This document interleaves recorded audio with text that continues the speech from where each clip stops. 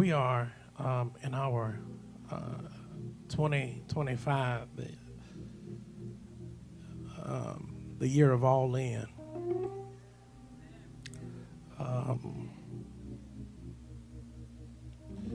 Month of January is our month of ain't no half stepping. We won't. I need some folks that's gonna be with me in this season. I need to make sure you all in. All in. We talked about that yesterday. It's going all in with God means that I don't have nothing left. There's a story of a man that talked to God and asked him to give him something, and God showed him his pockets and said, I've given all I have. Y'all don't want to hear me. He says, I gave you my only begotten. Y'all don't want to talk to me. Let's go to the book of Judges. Judges chapter 8. Judges chapter 8. I'm going to conclude, and climax in the 4th verse. Judges chapter 8, verse 4. Judges chapter 8, verse 4. 1. I'm reading from the Good News translation. And it says this. It says, by this time Gideon and his 300 men had come to the Jordan River and crossed it. This is our spotlight of the text today. They were exhausted, but were still pursuing the enemy. Let me read that last part one more time. They were exhausted, but still were pursuing the enemy. I want to talk from this thought today. Ain't no quit in me. Ain't no quit in me. Ain't no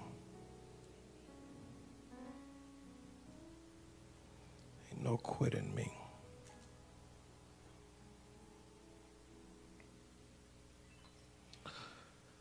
As we've entered this new year,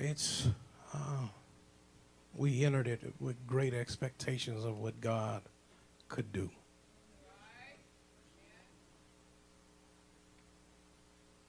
We prepared resolutions in 24. We prepared declarations in 24. We prepared our minds for what the great things that 25 was going to bring.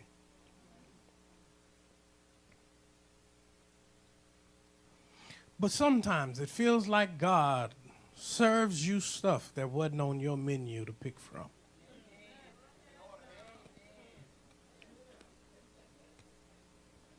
I'm going to work out. I'm going to walk. I'm going to eat better. I'm going to stop drinking after a certain time. I'm going to stop eating after a certain time.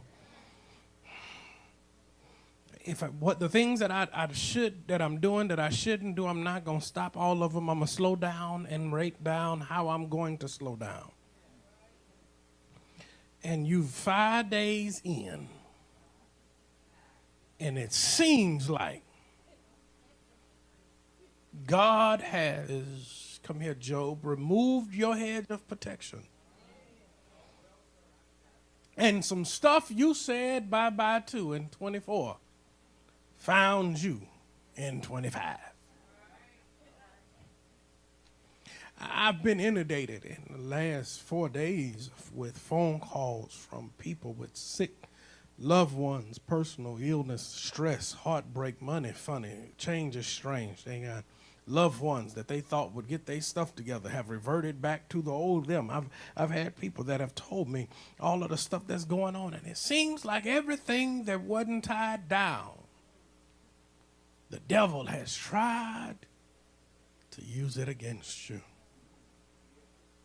Usually, and the problem is some of us, I know y'all don't want to talk to this about this today because we want to just think everything is all right and you are the only one going through problems. But the person next to you got some stuff that they have going on, And some stuff they won't put voice to because they've heard the old thing that if you talk to it, it gives it power. But if you don't get it away from you, you will never, y'all don't want to talk to me, you'll adjust to the problems and act like they're normal life happenstance.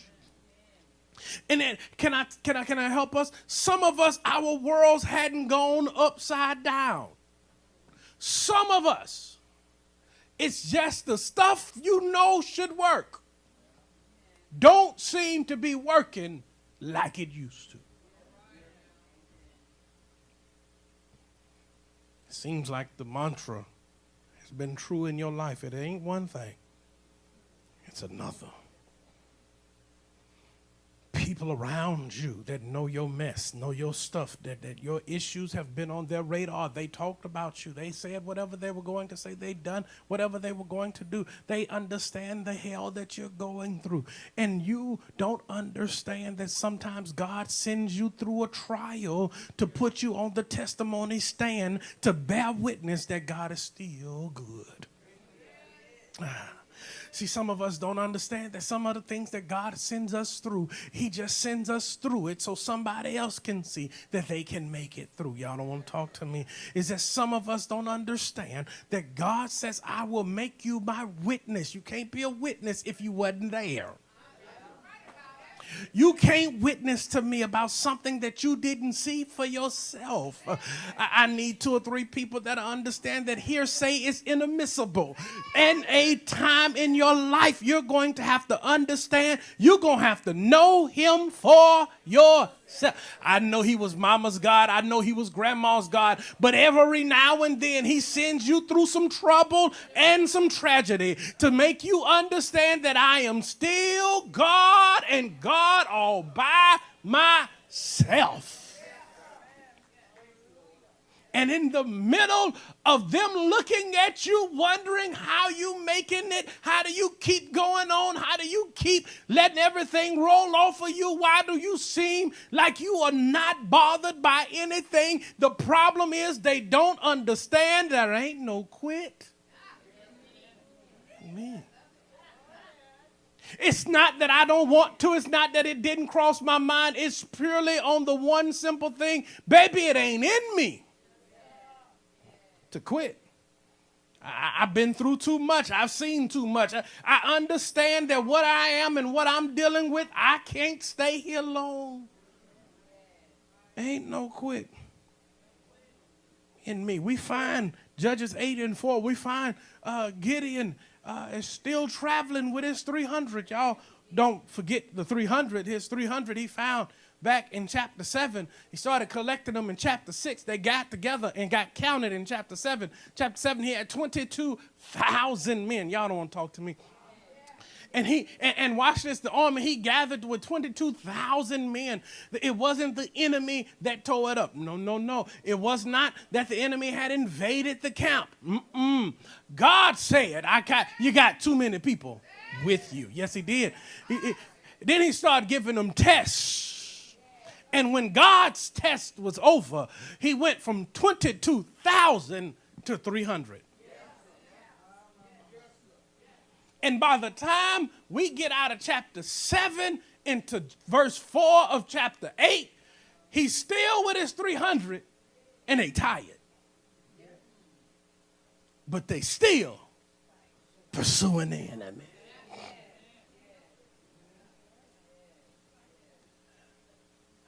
How do you celebrate there ain't no quit in me? 3 things. I'm going to get out of y'all way. I promise you this first Sunday of the year. I'm not going to be here long. First thing we see in this text is that you have to celebrate the relationships that remain. See, we meet Gideon after he's dismissed some people. And what we realize when Gideon has dismissed some people is that anybody that God lets give the benediction from your life ain't tied to your life. Anybody that can leave ain't needed for where I'm going. Gideon didn't go find the folks that left and make sure they were all right. The same 300 that God gave him, he stood with who he had. We spend too much time giving CPR to stuff God done killed. Quit calling first. Put the phone down and see if they call you. Quit checking on everybody. Because some people God has put out in the last chapter. And watch this, they're exhausted from victory. The 300 are tired because they've been winning.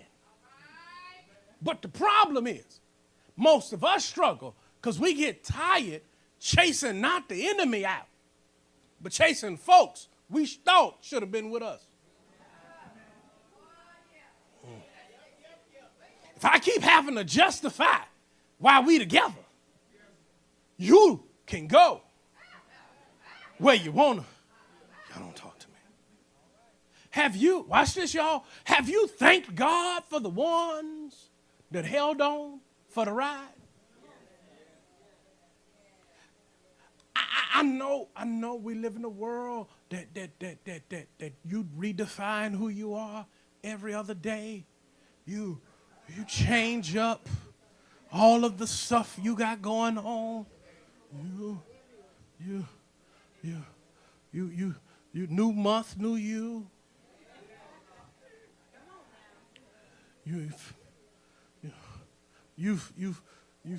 You take pictures with filters so much, you don't even look in mirrors no more.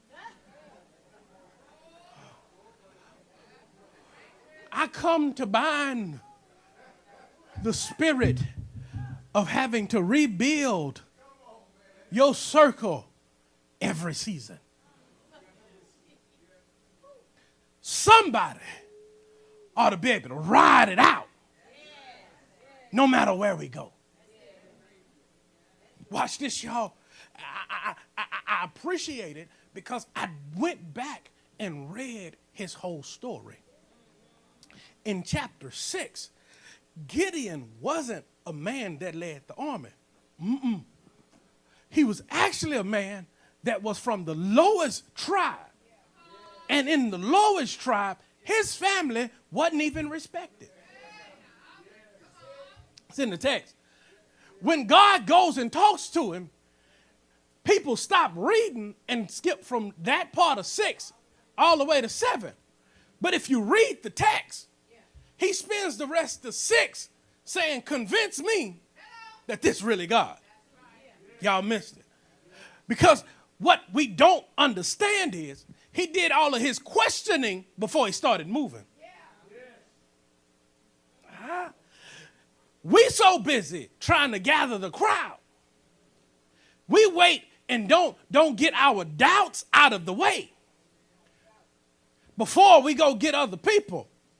And then we get mad that they doubting the same stuff we doubting.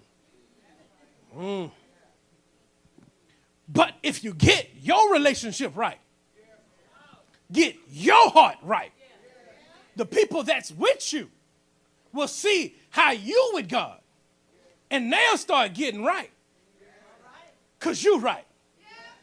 Y'all missed it.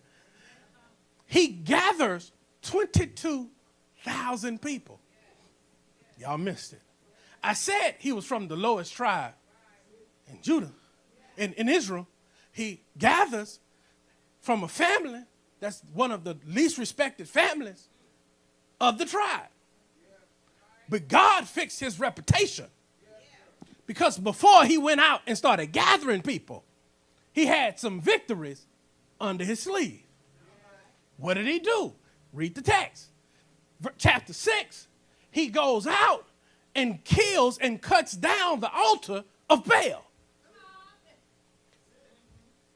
The people wake up in the morning, come out and say, who did that? Because we finna kill whoever did it. The Bible doesn't say he volunteered the information. Just says that He told on us when it was discovered that he did it. And he asked the question, so y'all gonna kill me for cutting down the idol? And we are God's people? They changed his name, but didn't touch a hair on his head. Because God will fix your, y'all finna hear me, God will fix your reputation before he helps you build relationships.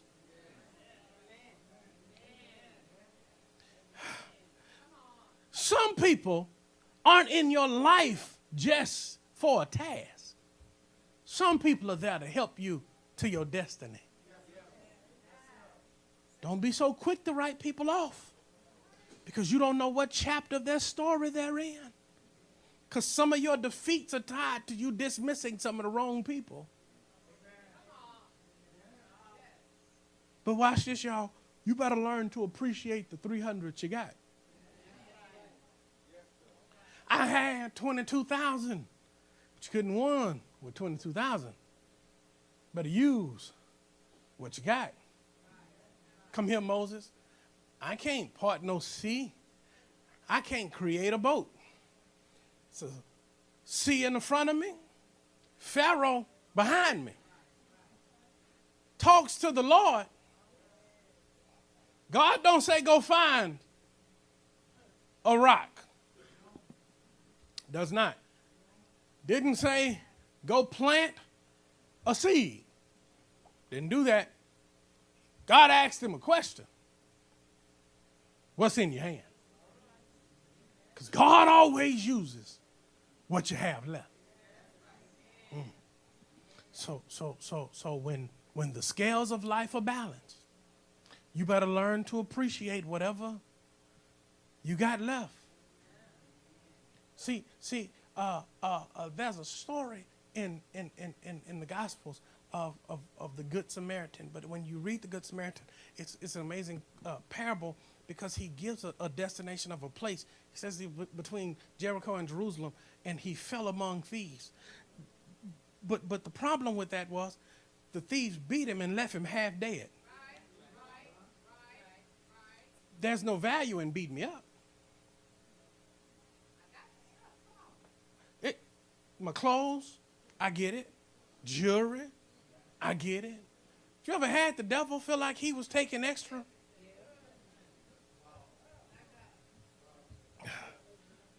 But watch this, y'all. By the end of the story, he's made whole. Some of us need to learn how to shout, thank and praise God before your story is finished. I'm coming out with my hands up. I'm going to have them up in the middle. Y'all missed me. See, some of us are waiting for this thing to finish out well. But I'm appreciative that I got a God that'll hold me in the middle. I got to get that. First thing, the relationship remains. The second thing we see in this text that as a celebration is that your range always increases. The Bible says they were crossing the Jordan. They had just left another tribe and told them, thank you for helping us with the victory. We're going to keep on going because the enemy is ahead. You better learn to appreciate movement in your life.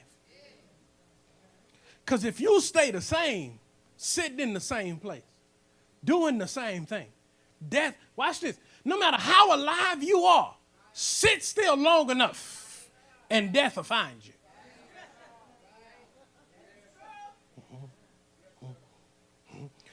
The old folks had a saying, they would say they were sleeping in the very image of death.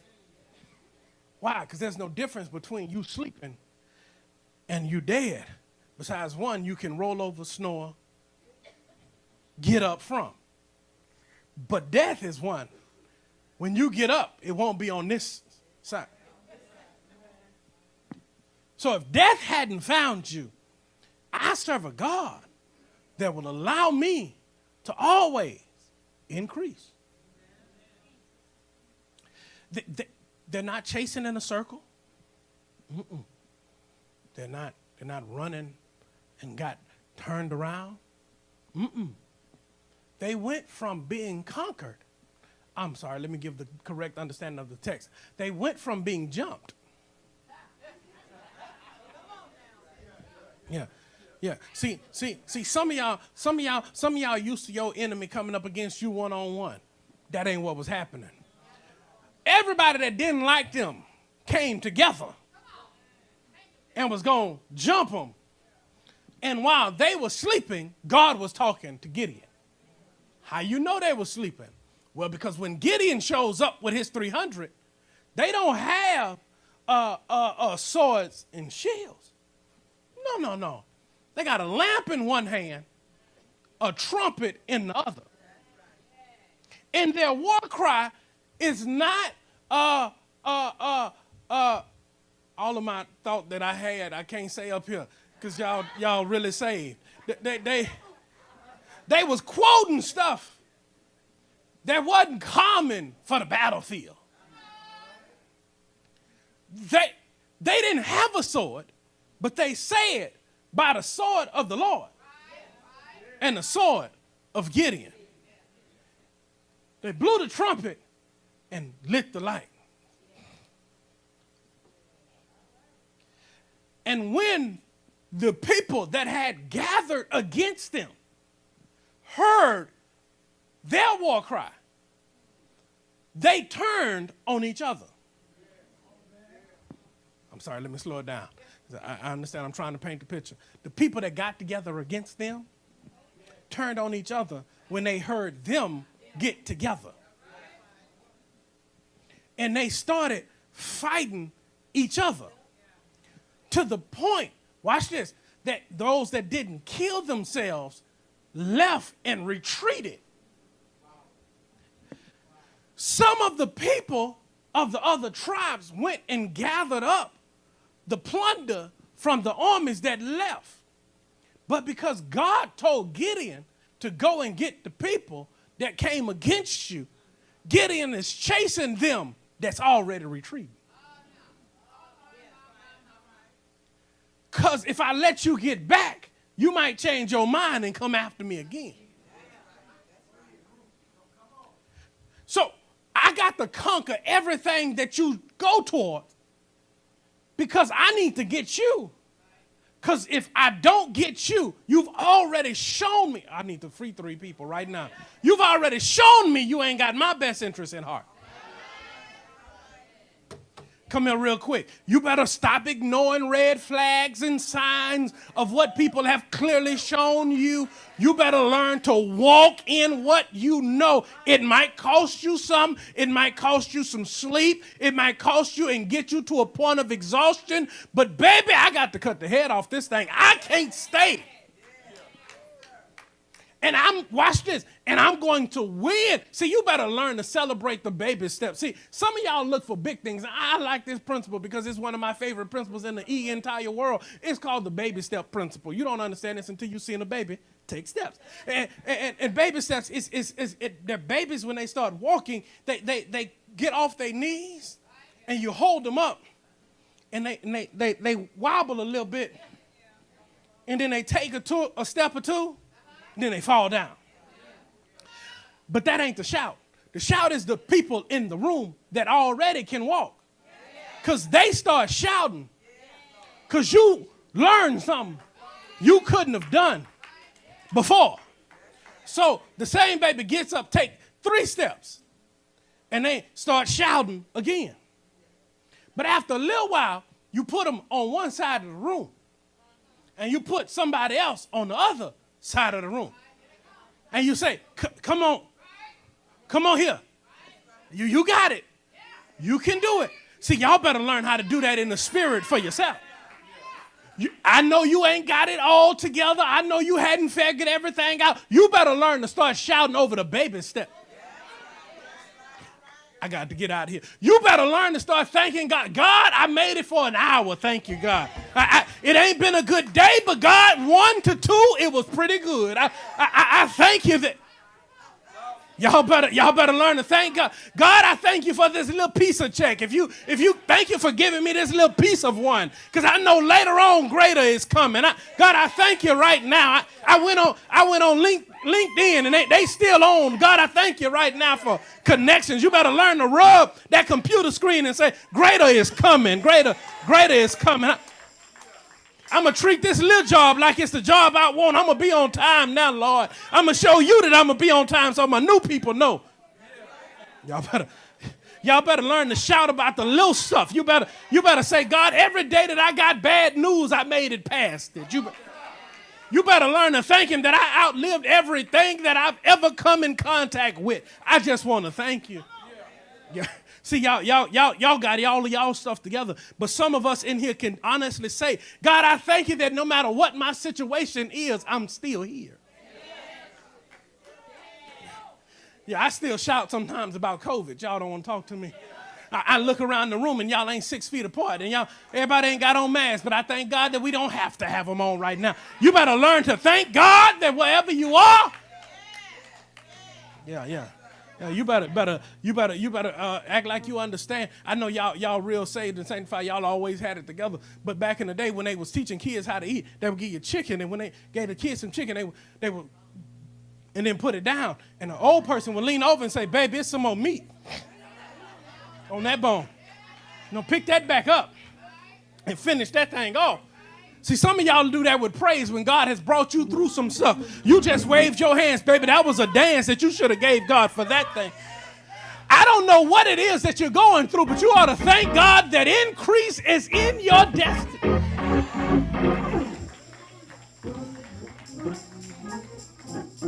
Yeah, I would quit, but I can't. I don't know how to. Ain't no quit in me. I would quit, but I can't quit. Ain't no quit in me. You wondering why I'm still here, because there ain't no quit in me. I don't know how to quit. I would if I could, but I don't know how, so I can't. And I don't want to acquire the skill because I am who I am. And God all by himself ain't no quit in me. Relationships remain. The range always increases. Third thing, I'm done, y'all, is that you have to stay relentless in your pursuit. Exhaustion isn't a reason to quit. It's a sign you've been working. Watch this, y'all. Every town they went to, they asked, have you seen them? Am I still on the right path? Am I still pursuing? Watch this, y'all. Exhaustion don't mean stop. It means you've been doing something. I'm tired of people being around me that's tired and ain't did nothing. You ask them what you do today. Nothing. Well, what you tired from? Oh, baby, let me pause for a second and just confront these people with small capacity. You better watch people around you that their capacity is already full when you get there. Oh, y'all don't want to talk to me. You can't have people with you that's worn out and ain't did nothing. You better do what God tells us to do in Malachi. You better try them. I'm finna free 3 people. Dreamers and go-getters, conversation are identical. Dreamers and go-getters, conversation identical. The only thing that changes the two is that a dreamer stops talking. A go-getter has a timeline. They're not saying, I'm going to do this, I'm going to do that, I'm going to do the other. And then they stop talking. They got dates on it. I'm going to have a new job by the end of January. I know where my car going to be at. I know what color it's going to be. I know the salesperson I'm going to go talk to. I'm waiting until Thursday. I'm going to go sit in his office, and I'm going to tell him what I want. I've already started paying off stuff to clear up some credit stuff so I can afford what I really want. Because if you're really a go-getter, if you really are pursuing something, if you really want it to happen, you make sacrifice. Y'all don't want to talk to me. You got to be willing to leave stuff behind to go after what you want. I can acknowledge that you're exhausted. I know 24 beat the mess out of you. I know it was crazy in 24. I'm not saying be in denial. I'm saying it ain't enough reason to quit. Pause, rewind, come back again. I'm not saying that 24 didn't beat the mess out of you.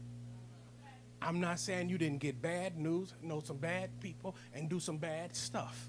But what I'm saying is none of that is a reason to quit. Yeah, I would, but ain't no quit in me. There's a story, a man named Aunt Middleton. Aunt Middleton decides after he gets out of the army, he's going to go and climb Mount Everest. Aunt Middleton leaves his wife and kids. He spends 4 weeks away from his family training on the foot of the mountain to prepare his mind, his heart, his physical health for what he's about to go up against.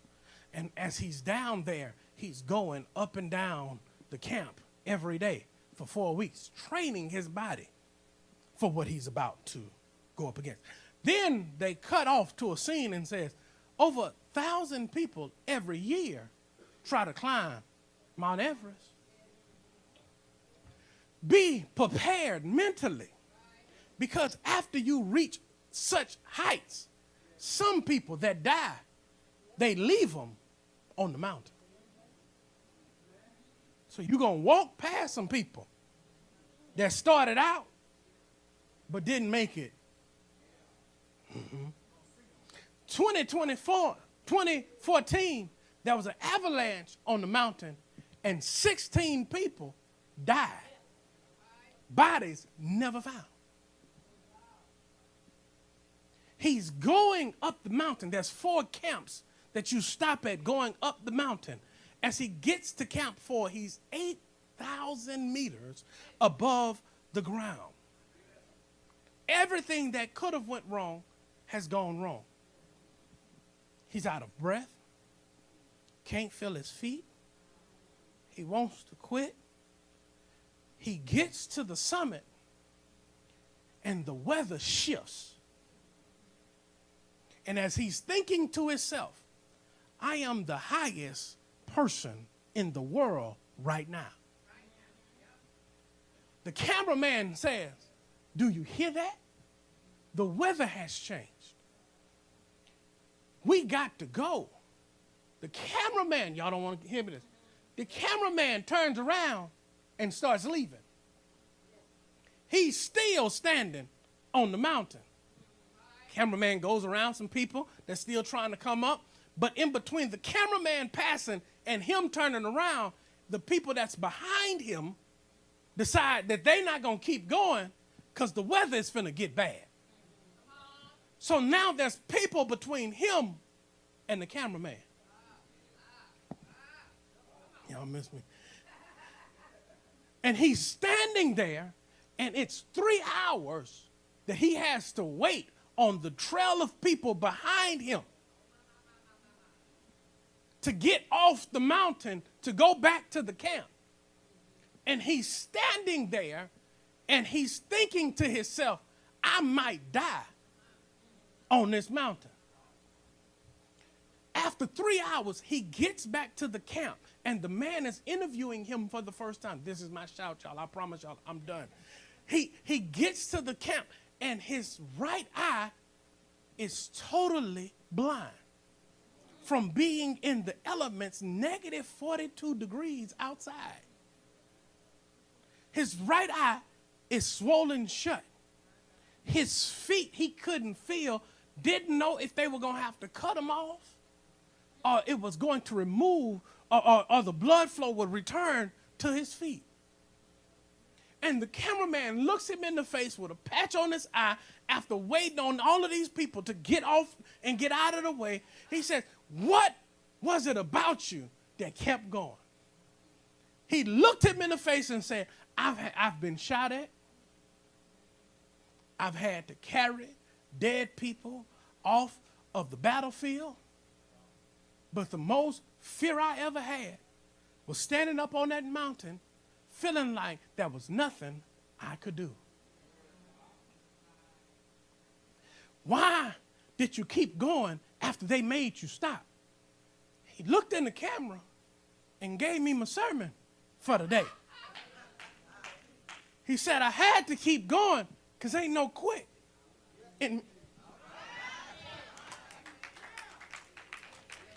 I'm done. I don't know what it is that you are dealing with, what it is that you have going on. I don't care what 25 throws at you, but you better take the little bit of quit that you got in your spirit and throw it out the way, because God can't deal with no coward soldier. And you better learn to celebrate no matter what it is that you going through. See, it's easy to shout when everything is all right, but will you say thank you with tears in your eyes? Will you tell him, God, thank you for the victory even when it feels like I'm losing?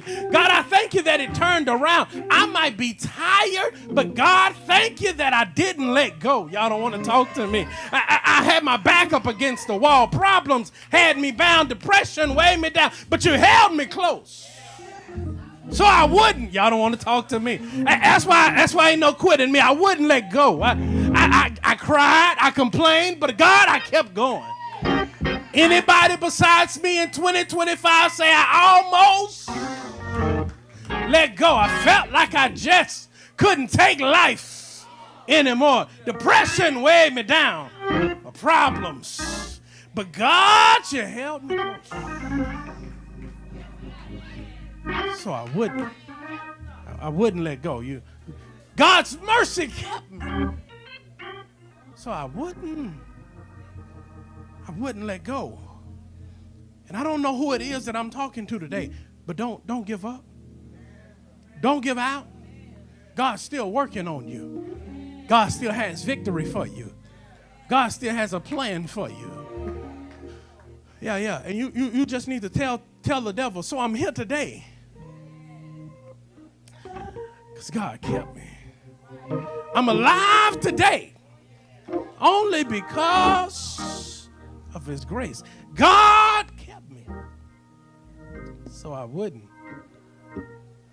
Doors of the church are open. He wouldn't let go.